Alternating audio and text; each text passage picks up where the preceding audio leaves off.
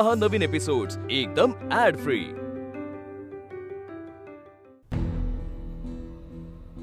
बघता पकड सांभाळा।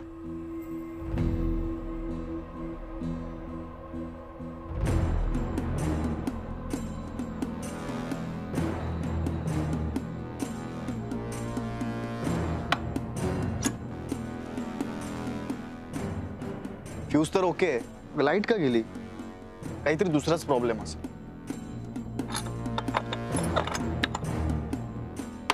चल झालं, यांच्या आनंदाला आलेलं उधाण संपलं। आता फक्त स्मशान शांतता। पाहिलंत, हा अंधार आपल्या आनंदावर विरजण घालवू शकत नाही। आपण आपला खेळ चालूच ठेवायचा आणि आपलं कोणी काही वाकडं करू शकत नाही। दादा हो का एक नंबर आयडिया शोधली तुम्ही, लय भारी। चला तर आता हिच्यावर डाव आलेला आहे। नाही, माझ्यावर कसं डाव आलेला होता? हो ठीक आहे, उशी तुझ्या हातात आहे, उशी तुझ्या हातात आहे। अरे पण ते नेमकी लाईट गेली ना, तर गेलीस तू पुढे तुझ्याकडे। आता थांबा, आता मी तिला अतिशय सणसणीत अशी शिक्षा सुनावतो। अरे बापरे, काही खरं नाही माझं। उभी राहा।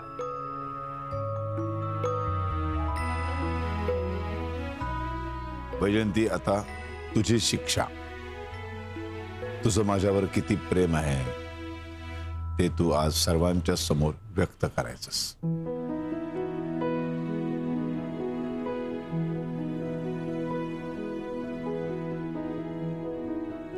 अहो, काहीतरी काय सांगताय?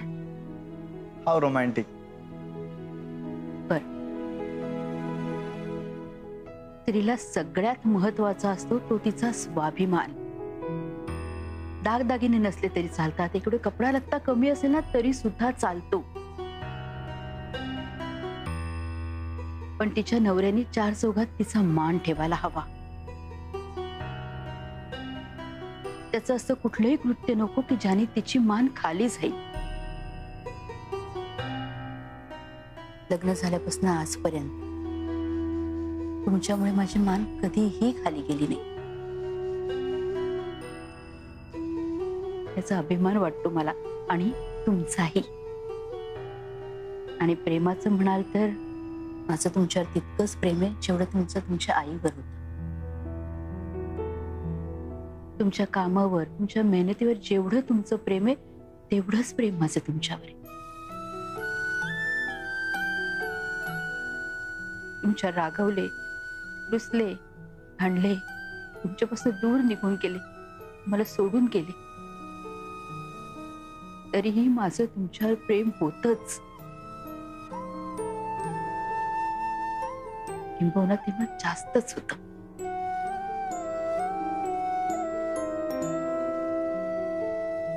I love you.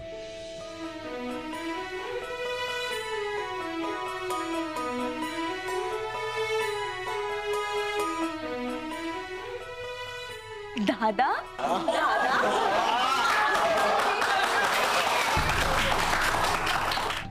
अजूनही यांचा आनंद तसाच आहे। काय झालंय काय यांना? नेहमीप्रमाणे आपण त्यांना त्रास देण्याचा प्रयत्न करतो आणि मग आपल्यालाच त्रास होतो।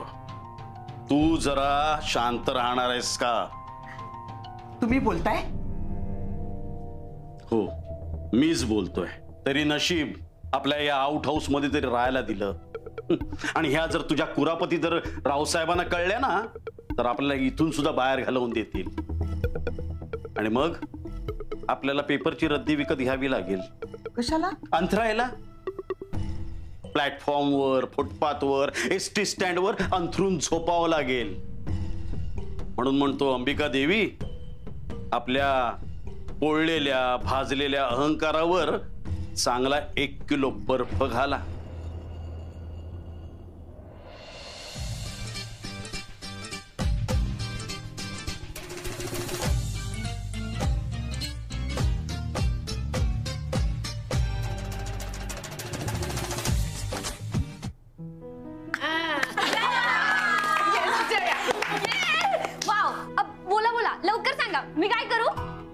जिंकल्यासारखा आनंद होतोय तिला. नक्की उड्या मारती नुसतं. अगं हे जया, ज्याच्याकडे उशी येते ना तो या गेम मधून आउट होतो. यात आनंदी होण्यासारखं काय? हो दादा, मला माहितीये. आणि कधीपासून ना मी आउट होण्याचीच तर वाट बघत होते. फारच यावा, एक वेगळंच गणित आहे बाबा. थांबा, आता मी तुला शिक्षा देतो. माझ्याबद्दलचा एखादा किस्सा सांग. बापरे दादा, खूप मोठी रिस्क घेता तुम्ही. जरा सांभाळून. असू दे, रिस्क घेऊया आपण. सांग. तर काय व्हायचं ना दादा मामा, मी तुमच्या पाया पडल्या ना की तुम्ही मला 500 रुपये द्यायचे ना. तर मी हीच गोष्ट माझ्या बेस्ट फ्रेंडला सांगितली, पण तिला ना विश्वासच बसत नव्हता. मग तिने काय केलं माहितीये, माझ्याशी 500 रुपयाची पैज लावली. आणि ती काय म्हणते की जर दादा मामाने तुला 500 रुपये दिले तर मी पण तुला 500 रुपये देणार. पण जर 500 रुपये नाही दिले, मला तिला 500 रुपये द्यावे लागणार. दादा मामा, तुम्हाला आठवते का, एकदा मी दुपारी माझ्या मैत्रिणीला घरी घेऊन आले होते आणि तेव्हा तुम्ही झोपला होतात. हा ते नाही का त्याची लांब नाकाची मैत्रीण आपल्याला सांगत होती दादा उठवा काहीतरी काम आहे म्हणून. तेच ना? हो करेक्ट. आणि कॉफी हवी होती म्हणून मी तुम्हाला आत पाठवलं. आणि नंतर मी दादा मामांच्या पाया पडले. मामांनी मला 500 रुपये दिले आणि मैत्रिणीने सुद्धा दिले. हिट जया, तू हिट आहेस. माझ्या आयुष्यामध्ये दुपारची झोपमोड करायची हिंमत फक्त ह्या एका पोरीने केलेली आहे. आणि वर माझ्या पाया पडून म्हणाली काय, माझी परीक्षा सुरू होते, मला आशीर्वाद द्या. आणि 500 रुपये घेऊन गेली. भोळी आहे पण लबाड आहे एकदम. मुक्ता, स्टार्ट.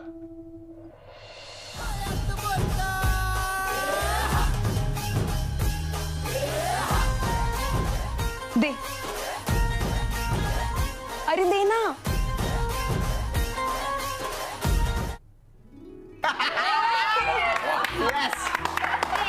गायत्रीचा आवाज बरा आहे असं आपला ऐकलंय बुवा. हो, आणि आज कोणी गाणं पण नाही म्हटलंय है ना. नाही नाही नाही, गाणं नको. गायत्री, तू दादा, मला स्वतःहून काहीतरी करायची इच्छा आहे. तुमची परमिशन असेल तर प्लीज बोलू का? बोल, बिंदास बोल. लहानपणापासूनच मी तुमच्याकडे बाप म्हणून बघत आले. खूप वाटायचं पण कधीच हिम्मत नाही केली. आज खूप हिम्मत करून बोलतीये. बोल ना बाळा, काय हवंय तुला?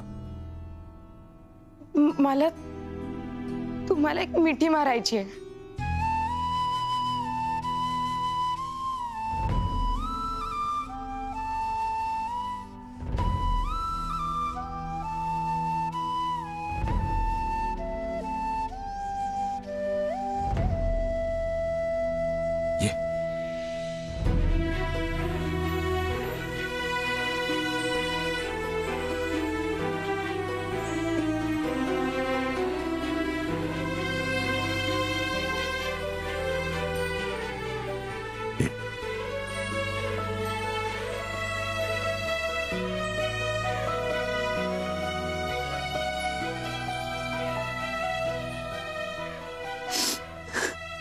आता एक गोष्ट कायम लक्षात ठेवायची, चुकून माकून जर मी कधी चिडलो, रागावलो, घाबरायचं नाही. सरळ यायचं आणि मला घट्ट मिठी मारायची. म्हणजे तुझी भीती निघून जाईल आणि माझा राग निघून जाईल.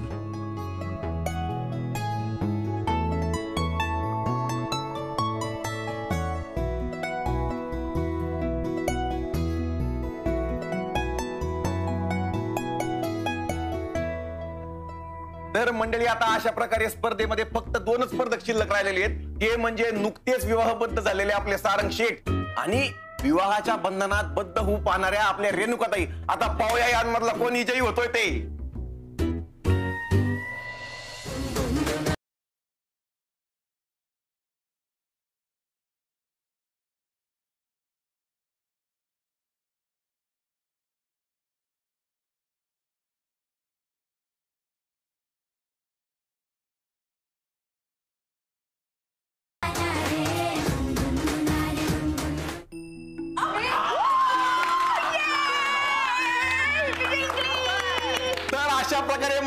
या खेळामध्ये आपल्या रेणुकाताई विजयी झालेल्या आहेत, त्यांच्याकरता जोरदार टाळ्या.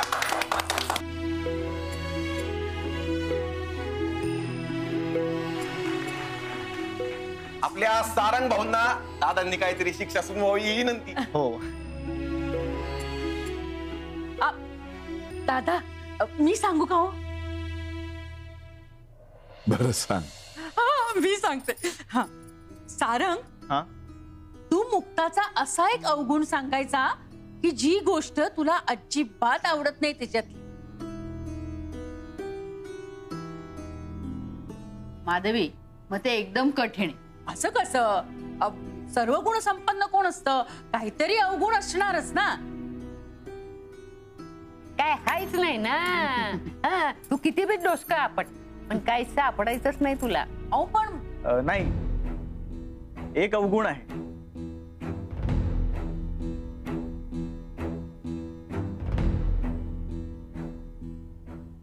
मुक्ता तिला त्रास देणाऱ्या लोकांना पण जीव लावते. तिचा हा गुण मला अजिबात आवडत नाही.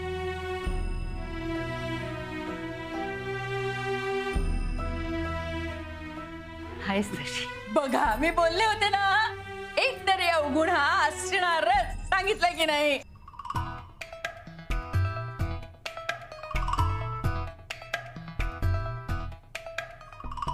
डोक्यावरनं गेला तिच्या. माधवी, अगं तो काय बोलला ते नेमकं तुला कळलंय का? तो काय त्याचं वाक्य जरा नीट आठवून बघ.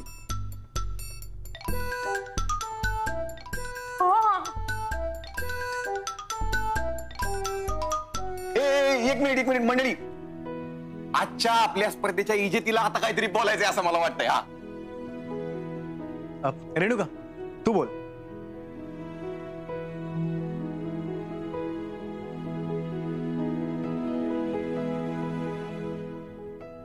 मला आता समजतंय की मुली माहेर सोडून जाताना त्यांना का रडू येत असेल ते.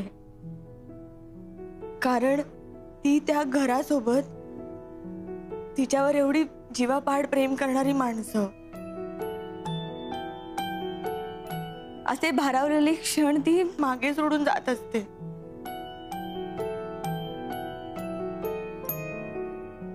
आणि मी या स्वतःला खूप नशीबवान समजते की हे घर सोडून जाण्याआधी, म्हणजे सासरी जाण्याआधी, फक्त दादांची लाडकी असलेली मी आता सगळ्यांची लाडकी झाले.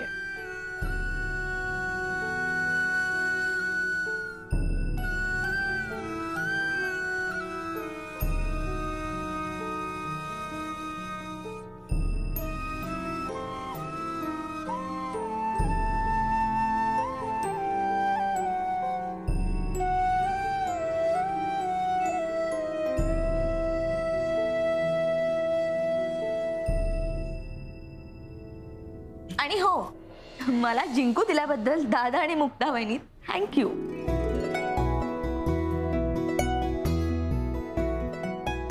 तरीच नाही, मला चिटिंगचा वास येत होता.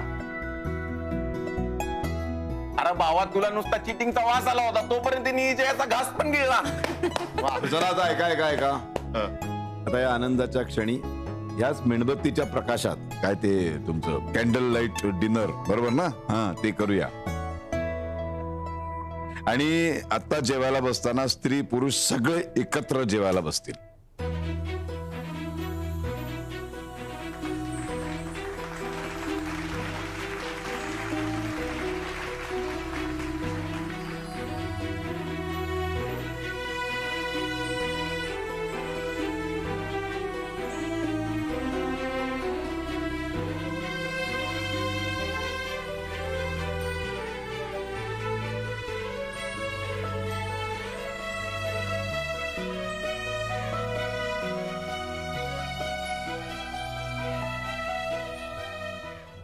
अहो, काहीतरी करा ना, मला भूक लागली. अहो, मी काय करू? मला खा. अहो, निदान आशाला आणि दामूला तरी जाऊन सांगा ना. कोण सांगणार? मी कशाला सांगाल म्हणा. ते नाहीतरी कोणाला आपलं काही पडलेलंच नाहीये.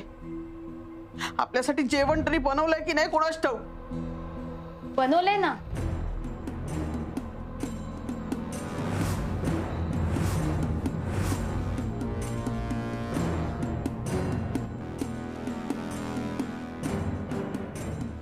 मी कसंही वागलात तरी तुमची काळजी आहे सगळ्यांना. हो का? आणि तुला तर सगळ्यात जास्त काळजी आहे आमची.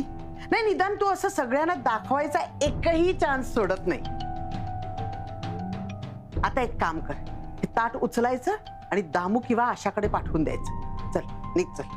तेच येणार होते पण मीच जाणून बुजून ताट त्यांच्या हातातून घेतलं. कारण ते आले असते तुमची खोडी पकडली गेली असती आणि इथून पुढे तुम्हाला गेटच्या बाहेर जावं लागलं असतं. म्हणजे लाईट तुम्ही घालवलीये हे समजलं असतं ना. आम्ही कशाला घालवू लाईट? आपले सोडून सगळ्यांचे लाईट आहेत. हा खोडसाळपणा तुमच्याशिवाय दुसरं कोणीच करू शकत नाही. जे केलंय ना ते आता पटकन निस्तरून घ्या. नाही, मी ही लाईट चालू करू शकते मग तुम्हाला तुमच्या चुकीची जाणीव राहणार नाही ना. अहो अजूनही येळ गेलेली नाही. तुमच्या या लहान मुलांसारख्या खोडा थांबवा. आता जरा शहाण्या झाल्यासारखं वागा. आता जर तुम्ही लाईट चालू नाही केली तर मी दादांना जाऊन सांगन. शेजारी लाईट चालू आहे हे पाहून त्यांना लगेच समजन ही लाईट गेली नाही, घालवली गेली.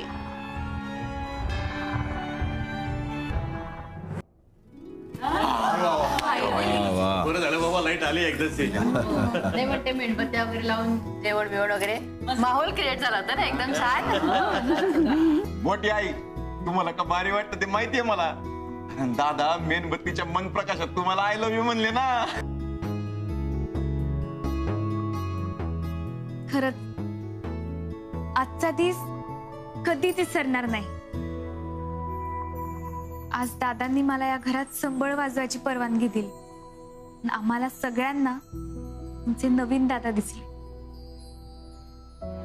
आणखीन एक गोष्ट कळली आज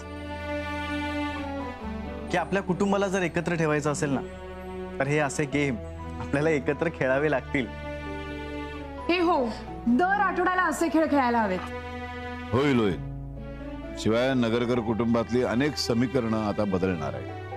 तर त्या संदर्भामध्ये एक मीटिंग होईल उद्या. म्हणजे काय, मी सारंग, युवराज आणि तू आपण चौघ जण मीटिंग करणार. फक्त वेळ सांग, आम्ही एकदम वेळेवर हजर. नाही, ही मीटिंग फक्त घरातल्या स्त्रियांची असेल, पुरुषांचा काही संबंध नाही.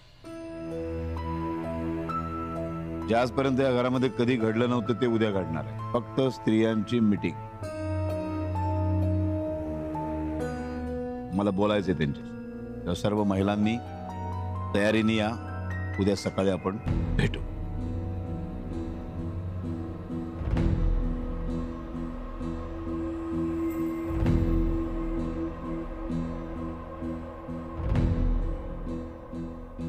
अगं आई काय बोलणार आहेत काय माहिती.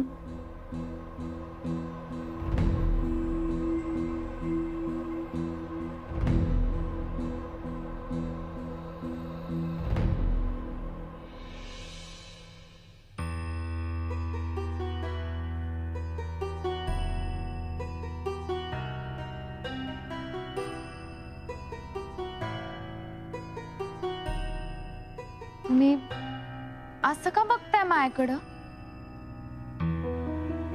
मी चेक करतो. रोजच्या चेहऱ्यात काय चेक करताय? हा म्हणजे रोजचा चेहरा रोज नवीन वाटतो, ठीक आहे. पण आज मी हे चेक करतोय की हा चेहरा माझ्यापासून काही लपवत नाहीये ना. तुम्हाला असं का वाटतंय की मी काही लपवलंय? म्हणजे सहज मी रेणुकाशी बोलत होतो तेव्हा ती पटकन बोलून गेली की दादा उद्या बायकांच्या मीटिंग मध्ये जे काही बोलणार आहेत ना त्याबद्दल तुला माहिती आहे. नाही, मला काही नाही माहित. तुला खरंच माहित नाहीये? खरंच नाही माहित. आणि म्हणे दादांची आणि माझी टीम आहे. याला काय अर्थ आहे काय? तुमच्या टीम बॉन्डिंगच नाहीये. दादांनी सगळं तुला सांगितलं पाहिजे ना. ते ठीक आहे, पण मला एक कळलं नाहीये, तुम्हाला काय एवढी उत्सुकता लागली? अगं म्हणजे मला एकट्यालाच नाही, घरात सगळ्यांनाच उत्सुकता आहे. मुक्ता, तुला खरंच माहित नाहीये? मला खरंच नाही माहित. बर